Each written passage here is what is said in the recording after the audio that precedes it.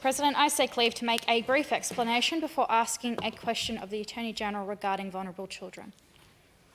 Sorry, asking what? A question regarding vulnerable children. Vulnerable children. Is leave granted? Leave is granted. The Honourable Mrs Henderson.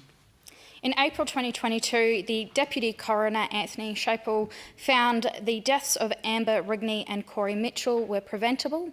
The Advertiser reported on the 22nd of April 2022 that he found that unlawful practices with the Child Protection Authority had continued despite coronial findings in the cases of Chloe Valentine and Ebony Napier that identified those practices.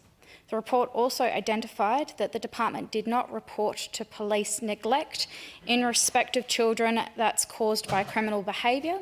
The report further states that the failure of the department to use Section 20 subsection 2 of the Act has been the subject of coronial scrutiny and comment in the past, and that the department continued to ignore the mandatory obligations contained in Section 20 subsection 2 of the Act following the Valentine finding in particular is to be deplored.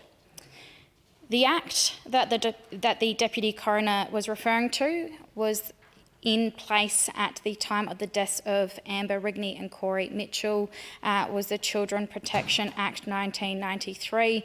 My question to the Minister is, it's now been 2 years since the Deputy Coroner's report. What has the Minister done in his capacity as Attorney-General and a member of the Cabinet about the unlawful practices identified to be present in the Child Protection Department? The Attorney-General. I thank the honourable member for a question. As the member outlined, the matters fall under the Department for Child Protection. The legislation that the members referred to is legislation that's administered by the Minister for Child Protection, the Honourable Katrina Hilliard. Certainly, the safety of children in South Australia is a matter that I think we are all interested in. We all feel as policymakers and legislators we have a responsibility for. I know that the Minister specifically who has responsibility for the department and the legislation mentioned works very hard with her officials to make sure changes are put in place to keep children as safe as they can be. In relation to the very specific questions on recommendations that have been made by the Coroner, that are recommendations for the Minister for Child Protection, I'm happy to seek some information from that Minister and bring back a reply.